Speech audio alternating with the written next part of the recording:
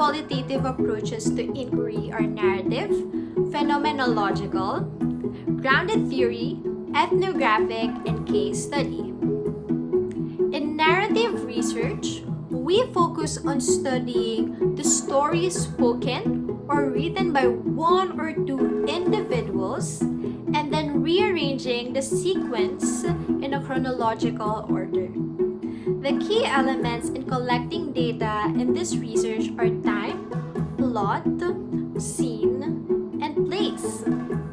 Pineguard and Danes also stated that it is important to take note of the following questions.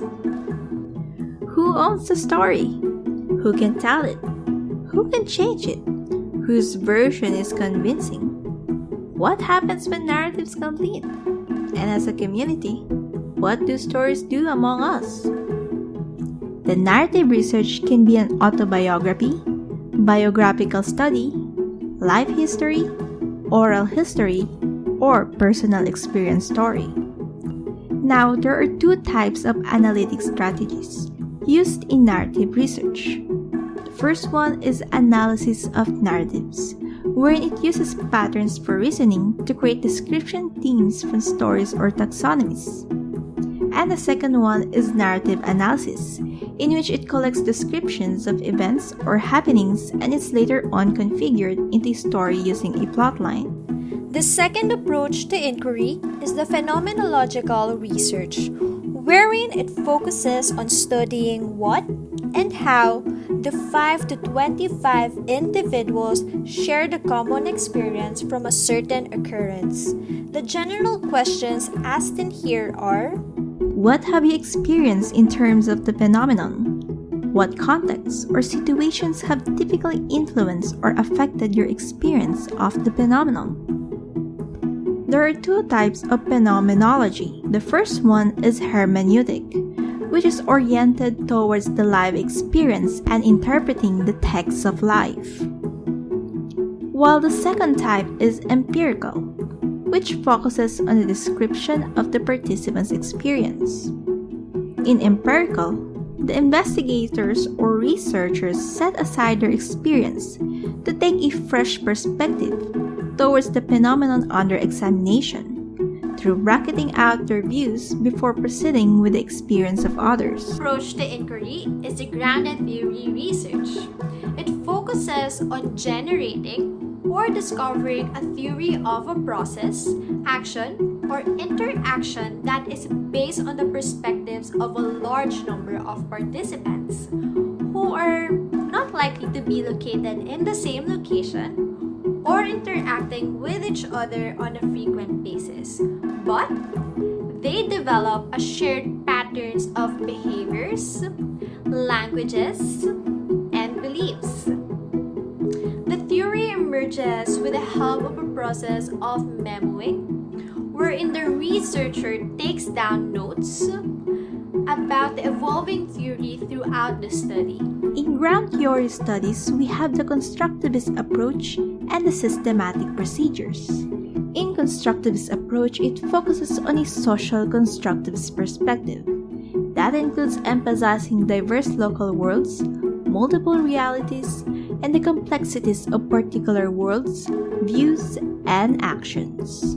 While in systematic procedures, the participants are chosen in a theoretical manner and use a constant comparative method of data analysis to the collected data.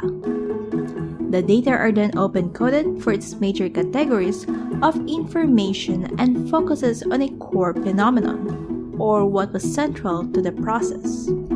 The next procedure is to shape the actual coding pace, such as the causal conditions, strategies, context and intervening conditions, and consequences. After that is selective coding, wherein the researcher starts developing propositions that interrelate the categories in the model.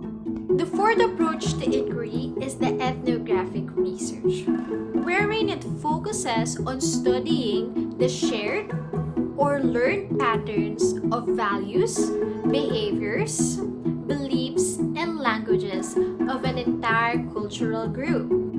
Ethnography can be either realist, wherein the purpose of the study is to narrate the observation in an objective manner, or critical, wherein the purpose of the study is to advocate. An example is to create awareness of an issue concerning a marginalized group in a society. Finally, we have the case studies, wherein it focuses on developing an in-depth description or analysis of a case or multiple cases. The data here can be retrieved from multiple sources, from written records to direct supervision. Case studies may be according to the size of the bounded case or the intent of the case analysis.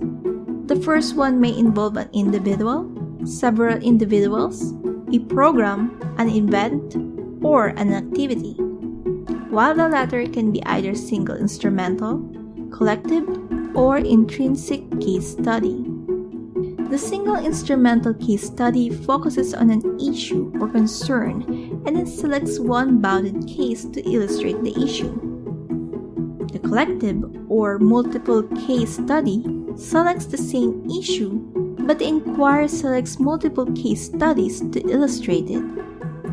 This may use the logic of replication, in which the inquirer replicates the procedures for each case. Its typical formats are within case analysis, thematic analysis, cross-case analysis, and assertion. And lastly, the intrinsic case study focuses on the case itself because the case presents an unusual or unique situation.